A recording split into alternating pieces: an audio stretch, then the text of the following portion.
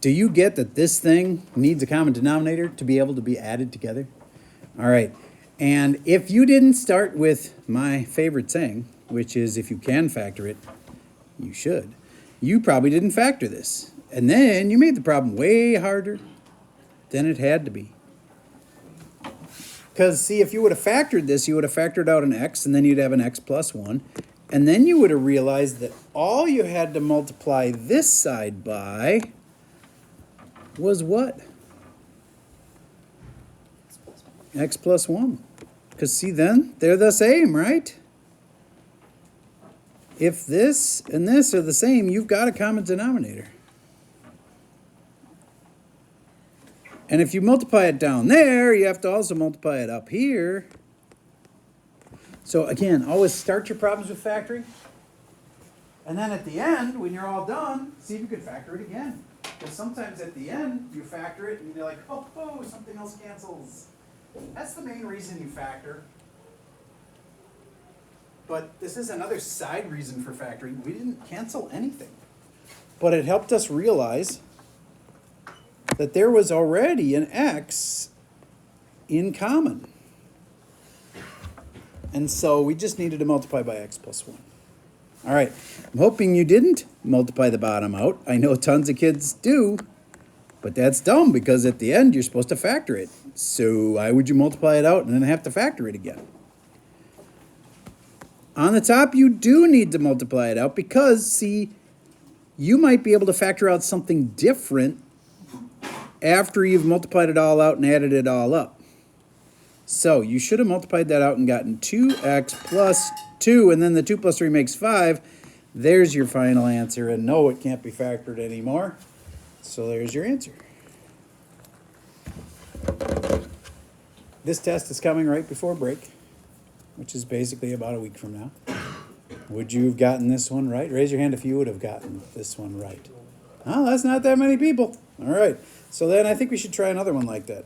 So let's do something similar. 2x plus x is on the bottom, and there's a 1 on top. Plus 4 over x. You have a question? It's okay if I have a question. Oh, no, I don't. Okay. Just making sure that... I could have done something wrong back there. If that's the case, you should tell me. I don't think so. All right. Can you add these together? Well, do they have a common denominator? Stanley, do they? No.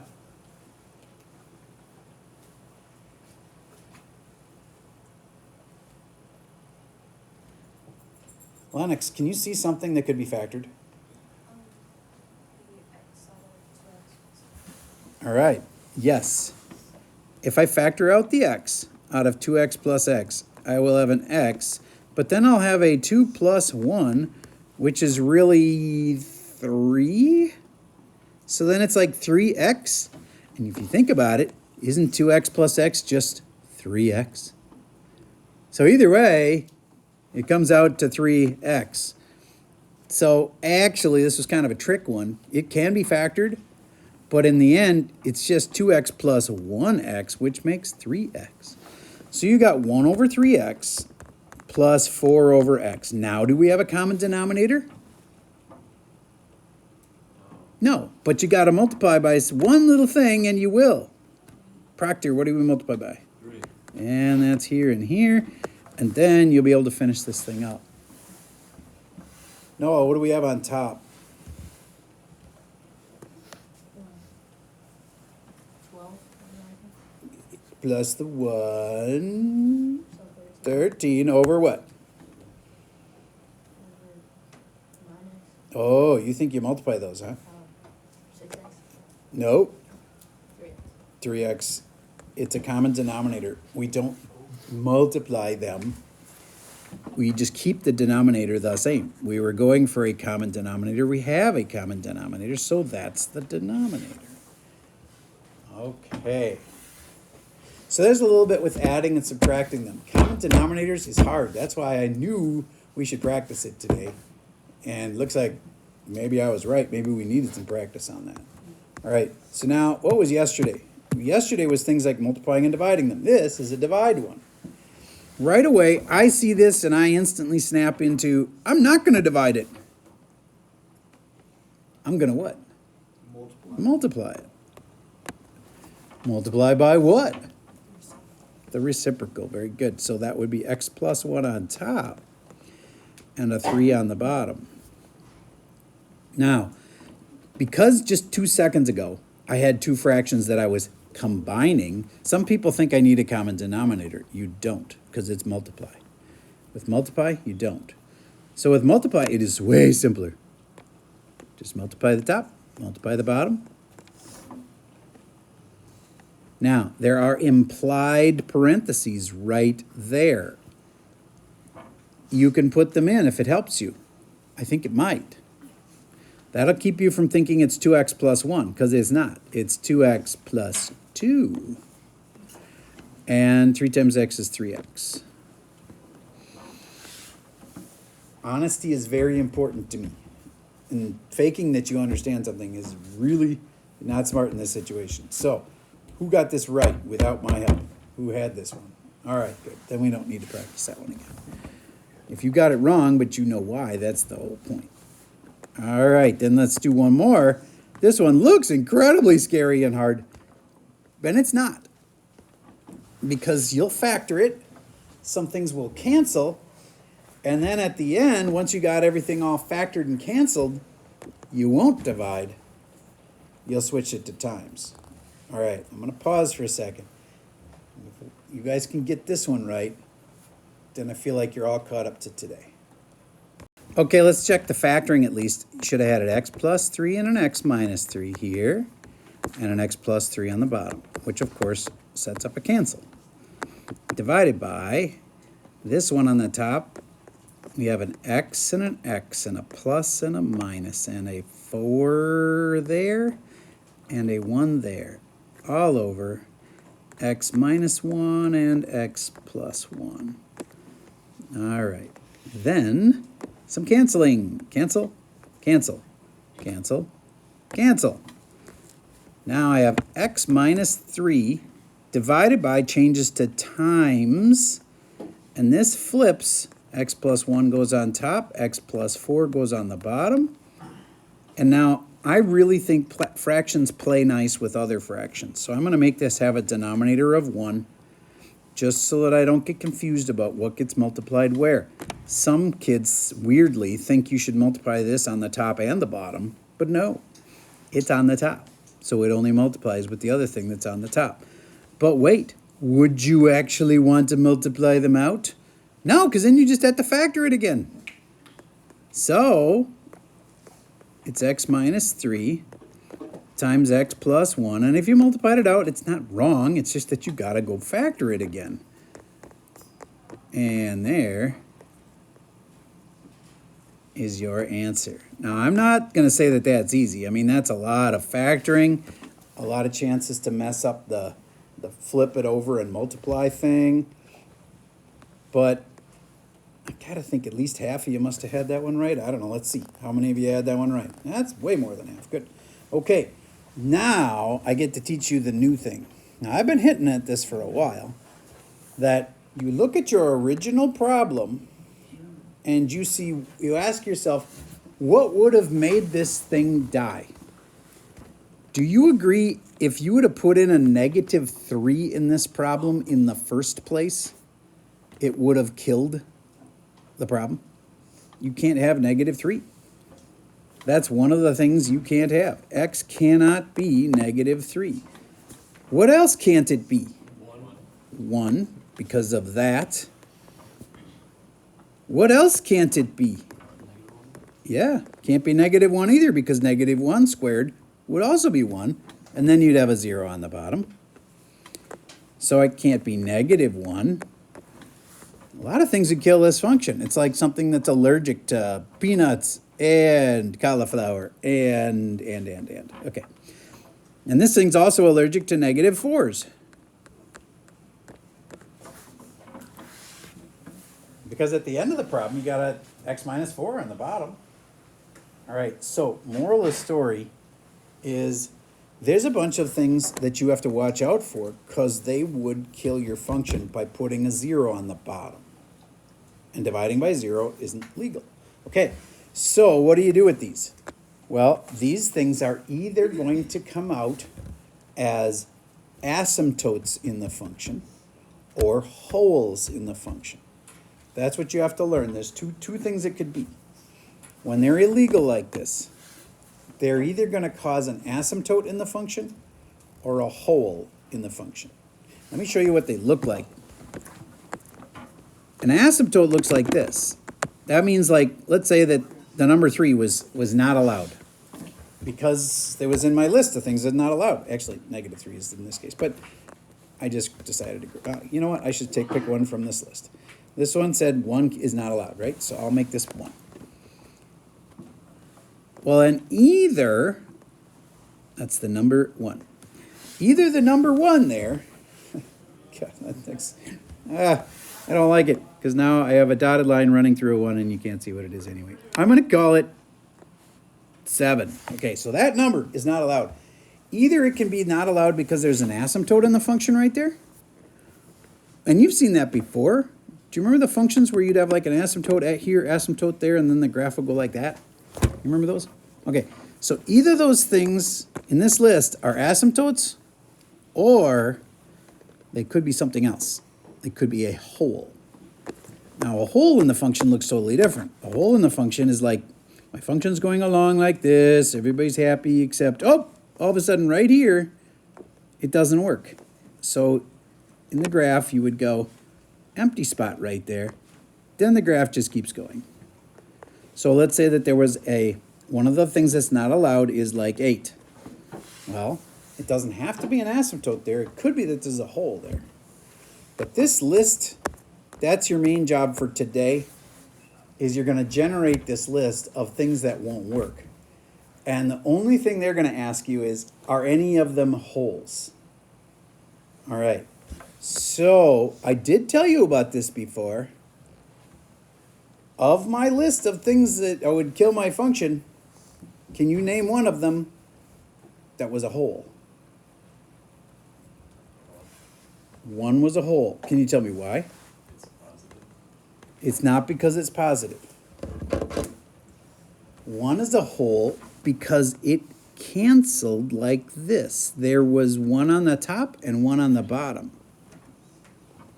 Was there another one that was like that, where there was something that canceled out on the top and the bottom?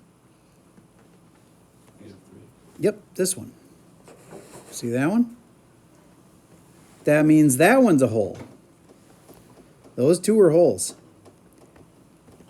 Well, what do you think the other two are? I said there was 2 things they could be. They could be asymptotes, they could be holes. So if these 2 are holes, what do you think the other 2 are? Asymptotes. These must be asymptotes. All right. So let me give you a nice, clean, normal problem that you're going to typically have in this unit. X plus 1, x minus 4, all over x plus 1. Would you agree that the x plus 1 cancels? Would you agree that that was one of the things that would not be safe for this function? X cannot be -1. So in my list of things that x can't be, these things are either holes or asymptotes, and in this case, what is it? It's a hole.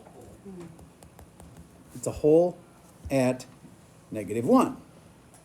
-1 comma what? Maybe you need to learn something here. All right, so copy this one down exactly, and I'll show you exactly how you find where the hole in the function is. All right. Well, we know the x is -1, and we know it's a point. It's a hole. It's like a little empty spot. So it's at -1 comma something. So if I actually put the -1 in, though, then the thing just turns into dividing by 0, which doesn't exist. So what you do is you cross this out because, again, it does cancel. And you write what's left, y equals x minus 4. And then you try to figure out, I know somebody knows what to do here. You try to figure out what the other part is. What do you think you do? Plug in 0 for x. Oh, so close. You would be finding the y-intercept then. I don't want the y-intercept. I want where the hole is. Plug in 0 for y. Nope, don't put in the 0 for y, or you're finding the x-intercept. I don't want to find the x-intercept. I don't want to find a y-intercept. Yes? Put the -1. There we go. Put this -1 into the function. I mean, it's right there. It says x is -1, and we don't know what y is. So you put the -1 right here, and it tells you y is -1 minus 4. Y is -5. So the whole would be at -1, -5. Cool.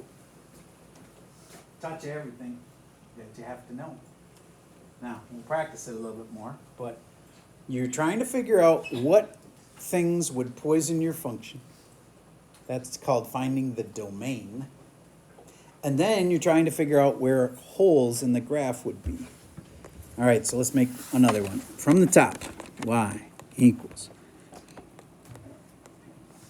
x plus 4, x plus 5, all over x plus 5. Now, I know x can't be something, but I got to teach you how to officially write that as a domain. Domain is a huge concept in math. We really just start getting into it right here, but I'm telling you, domain goes through pre-calc like all the time. You'll probably have 40 domain problems in pre-calc when you go there next year. At least. Probably more. And then you go to calculus, domain, all the time. So let's make sure you really understand this domain thing. Do you get, if I stuck -5 in my function, it would die? Let's make sure you get what that means. It would die because, not because the top becomes 0, but because the bottom becomes 0 and you're not allowed to divide by 0. Again, 3 divided by 0 is illegal. 0 divided by 3 is just 0. You know the difference between those two? 0 on the top is fine. 0 on the bottom is a big deal in math called undefined. All right, so this makes it undefined. So the domain, the difference between that and a domain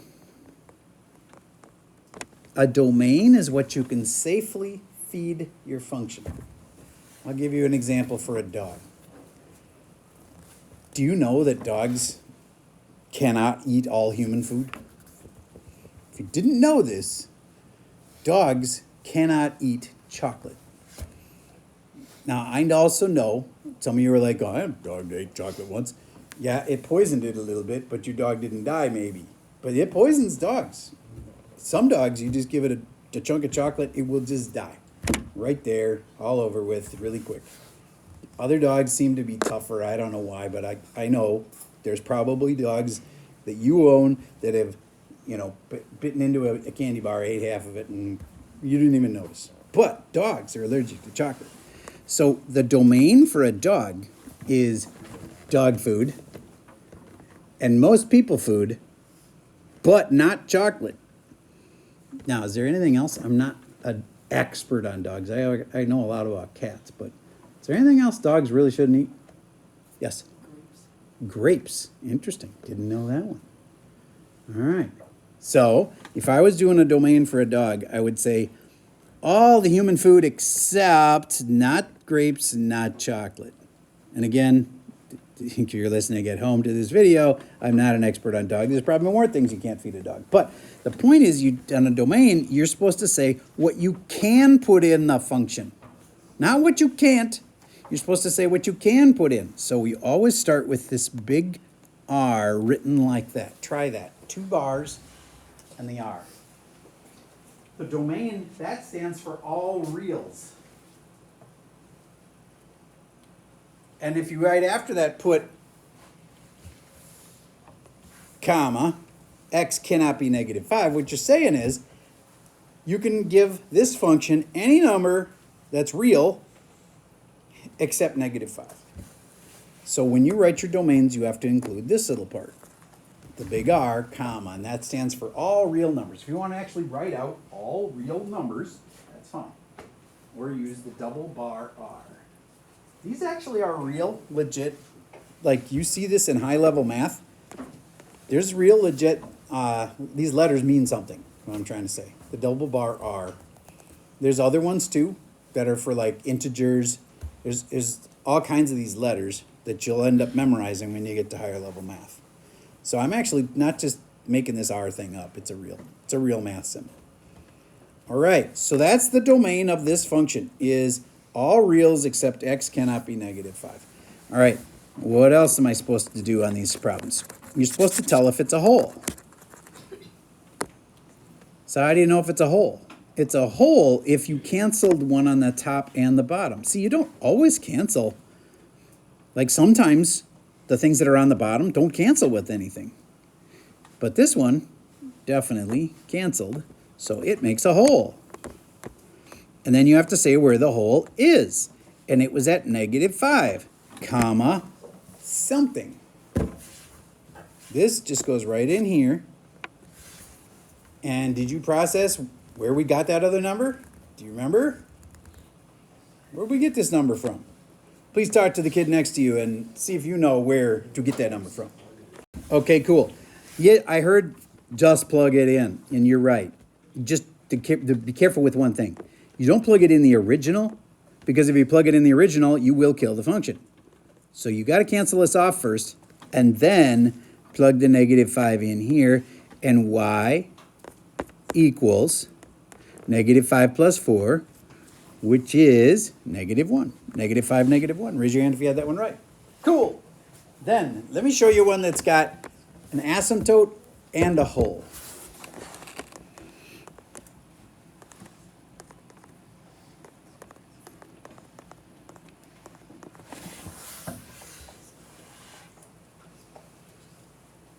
Would you agree there's two things that would poison this function?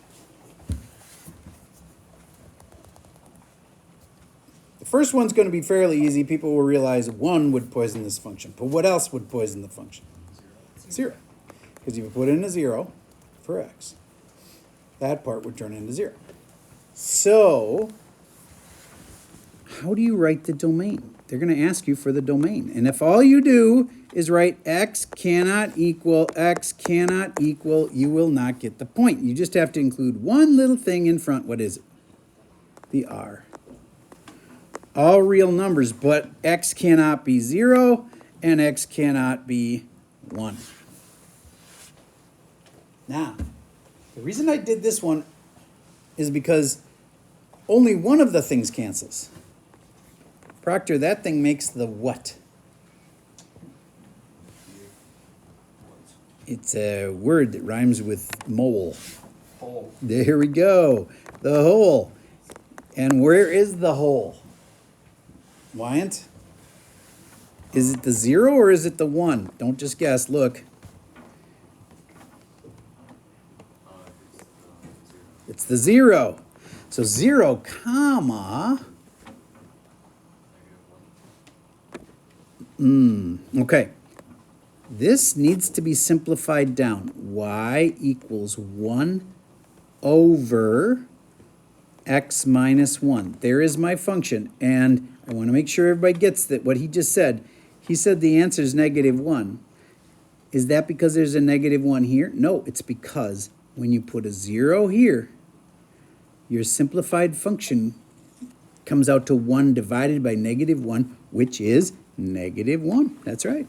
0, comma, -1. All right. Now, one problem near the end of your homework asks you to graph. It is something we expect you to do on your test. You'll have to graph these things, so you want to practice that. So if I was supposed to graph this thing right here, the one we have, again, its equation, I'm rewriting it, is 1 over x minus 1. Do you get that that function is this function, except it's been moved? You can't afford to forget any math. It's been moved which way? What does this mean? Right or left 1? That means right 1. So do you get, I would take this graph and I would move it to the right 1, and then it would have a hole in it at 0, comma, -1. Let me show you what that would look like. The hole is at 0, comma, -1, and so I just have to move this guy over, so I'm going to grab the little hand thingies. Oh crap, it's dragging the axis with it. I'll just erase it and move it. That graph would move over to the right 1 from where it used to be.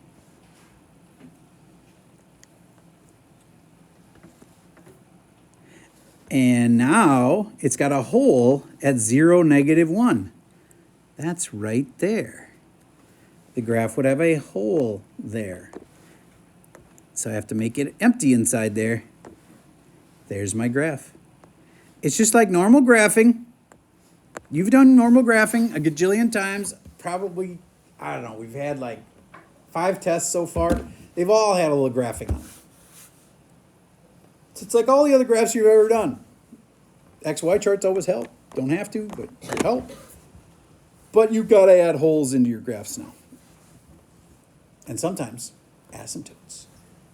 To get out of this one, I'd actually have an asymptote running down there like that. Remember that?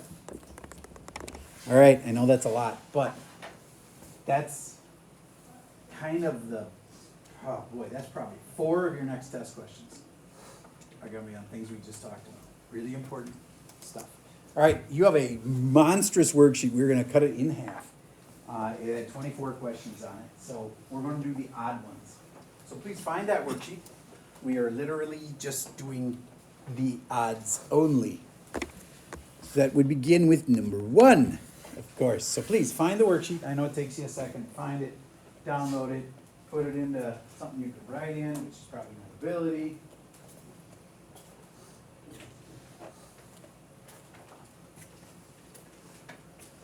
Catlett, would you read me number 1?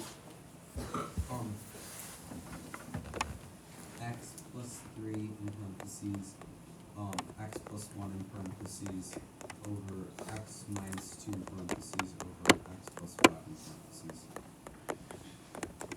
parentheses. Can you look up at the board? Did I do it right?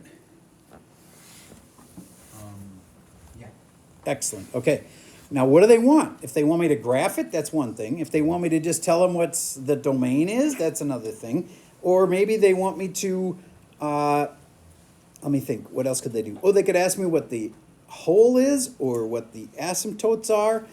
What does it say exactly? Which values of x is the expression unidentified? Then they're asking you in a funny way for the domain. And you guys can abbreviate that D. D for domain. D, colon. So what are the things that are safe to feed this function? All real numbers except x cannot be and x cannot be. So what are the 2 things it cannot be? Now, some people are like, but there's 4 numbers. No, the things that make the top 0, they're irrelevant. So what are the 2 numbers it can't be? 2 and -5. Yep. All right. So, but Mr. Server, it doesn't say domain in the problem. Yeah, but when they ask you what is like going to make the function work, that's just a backwards way of saying what's the domain. All right, let's move on to number 3. Nornberg, can you read me that problem? F of x equals x plus 1 over x times x minus 3. Or, parentheses, x minus, or, x. Hold on. Is it going to go on the top or the bottom? Bottom. On the bottom. In a parentheses like this? And then x minus 3 there? Yeah. Excellent. Okay. Is anything going to cancel and make a hole here? Nope. If they ask that same kind of funny question, then they're asking domain. So you write D. And you always start with all reals, big R. Except x cannot be this and x cannot be that. What are the 2 things that can't be this time? 0, Can't be 0. Good. What's the other one? 3. Can't be 3. All right. I started on day one of this unit by reminding you, whatever makes the bottom zero is a big deal. It's because of this. 'Cause this day's hard enough as it is, so I wanted you to at least kind of have had some practice with that. All right, cool. Now let's do 1, 2, skip a few and get to a different kind of problem. You still have to do the other odd ones, but I think you can handle it. What's the first moment where they get different? Problem number what? Different kind of question. 10. Would you read me number 10, please? Oh, except we're doing odds, so 11. Because it's odds. Would you read me 11? F of x equals 3x over x minus 5. All right. I'm guessing the directions are different on this one. Yeah, find the holes. Ah, find the holes. All right. Now, some people are like, well, nothing cancels because all I have is a 3x and an x. No, something cancels. What cancels? The x. It leaves a 3 on top and an x minus 5 on the bottom. So, of the things that x can't be, it can't be 0 and it can't be 5. I'm just trying to do in the domain even though they didn't ask me to. Those things are either holes or asymptotes. Which one's the hole? 0.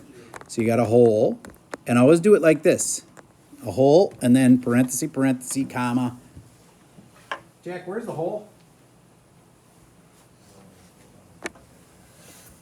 Give you a hint.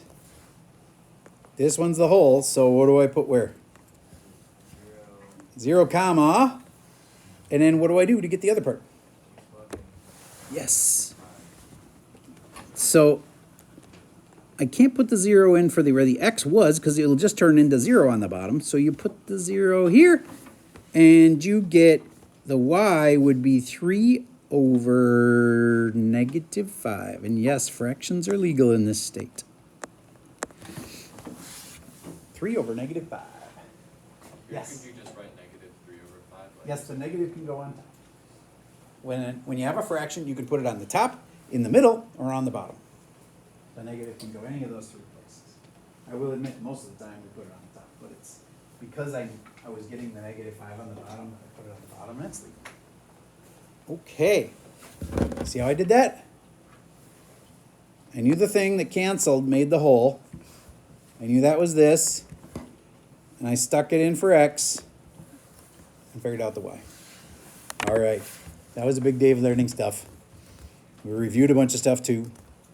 But remember, the test isn't for like a week. So if you're a little confused today, it'd be okay. Please come up and ask me questions if you have questions. We're just doing the odds. Quick reminder about the grading your own deal. If you have no idea how to do a problem, like let's say it's number 13 and you're like, I don't know what's going on, and you go look at the key, it's fine. But to be honest, you need to mark number 13 wrong because you wouldn't have had it right if you hadn't looked at the key. Okay? And you can still get the points back at the end as long as you fix it. You didn't know how to do it, but then you learn from the key and you write the correct answer and the work that goes with it. You'll still get the full credit. You're just trying to be honest with yourself about how often you're looking at the key, not to see if you got it right. If you're just checking to see if you got it right, that's fine. It's if you didn't know how to do it, then you should mark that wrong. But you can give yourself the points back at the end to see if you fix all of them. And I'm noticing some kids aren't. You might be like, well, everybody's going to get 10 out of 10. No, some kids are going, it's not worth it. I don't want to fix that. So they're taking like a 7 out of 10. And that's fine. If you're not willing to fix the ones that are wrong, it's fine. You can have the 7 out of 10. You decide that. Okay, that's all I got for today.